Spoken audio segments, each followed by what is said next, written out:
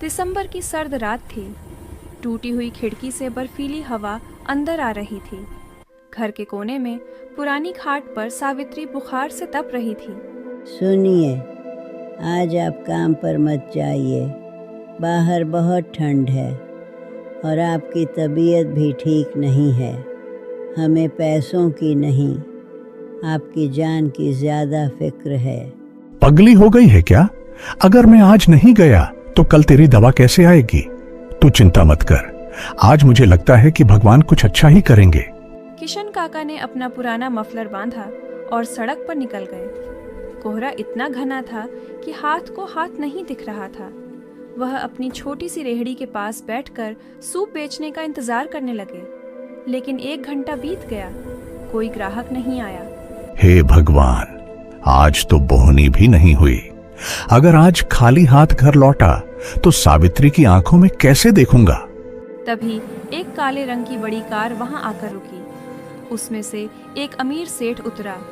वह ठंड से ठिठुर रहा था। अरे भाई, जल्दी से 1 कप गर्म सूप देना।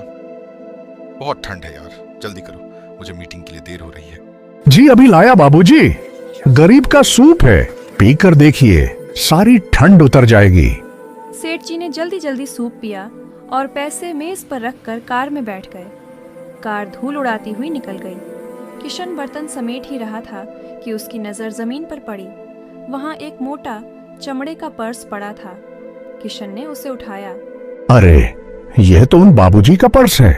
इतने सारे पैसे, इससे तो सावित्री का ऑपरेशन हो जाएगा, छत भी ठीक हो जाएगी और मैं बुढ़ापे में आराम कर सकूंगा। भगवान ने शायद मेरी सुन ली। किशन अभी सोच ही रहा था कि तभी वहां एक पुलिस का सिपाही डंडा फटकारते हुए आया। आए बुढ़े, अभी तक दुकान खुली है, चल भाग यहाँ से।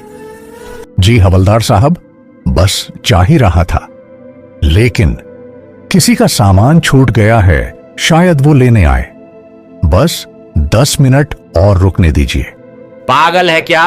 इतनी ठंड में कोई वापस नहीं आएगा। चल निकल यहां से। सिपाही चला गया।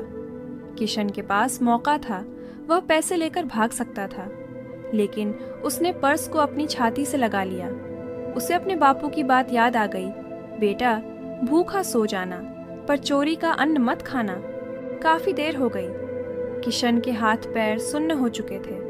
तभी वही काली कार तेजी से वापस आई और झटके से रुकी। सेठ जी कार से बदहवास होकर उतरे। बाबा, क्या आपने यहाँ कोई पर्स देखा है? प्लीज सच बताइए, उसमें मेरे बिजनेस के बहुत जरूरी कागज थे। पैसे आप रख लो, बस वो कागज दे दो। बाबूजी, घबराइए मत। यह लीजिए आपका पर्स। मैंने इसे 1 रुपया भी कम नहीं होने दिया है। सेठ जी ने कांपते हाथों से पर्स चेक किया। सब कुछ वहीं था। उन्होंने हैरानी से उस फटे हाल बूढ़े को देखा। बाबा, आज के जमाने में सगे भाई पर भरोसा नहीं किया जा सकता, और आपने लाखों रुपए वापस कर दिए।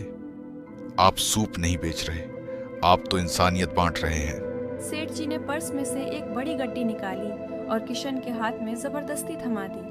मना मत कीजिएगा, ये भीख नहीं है, ये आपकी ईमानदारी का सम्मान है। इसे रख लीजिए। किशन जब घर लौटा तो उसके पास न सिर्फ सावित्री के इलाज के पैसे थे, बल्कि एक नया जीवन शुरू करने का सहारा भी था। उस रात उस गरीब की झोपड़ी में अमीर के महल से ज्यादा सुकून की नींद थी।